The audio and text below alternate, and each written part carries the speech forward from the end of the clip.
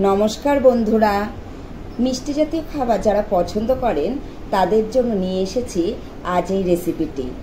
বেশিরভাগ শীতকালে আমরা পিঠে পুলি খেয়েই থাকি, সেইভাবে বাকি সিজনে খাওয়া হয় না। কিন্তু হঠাৎ করেই মনটির মধ্যে একটু পিঠে খাওয়ার ইচ্ছে হলো, তাই দেরি না করে ঝটপট করে বাজার থেকে জিনিসপত্র নিয়ে এসে তৈরি করলাম চালের গুঁড়ি ছাড়া চিড়ের পুলি।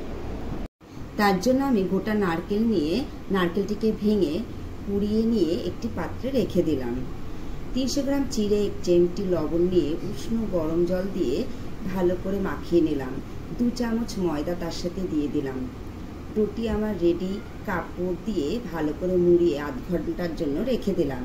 পাত্রটিতে আমি নারকেল দিয়ে 200 নাড়িয়ে 1 কাপ দুধটাকে ঢেলে ভালো করে নাড়িয়ে নিলাম যতক্ষণ না পর্যন্ত রং পরিবর্তন হচ্ছে।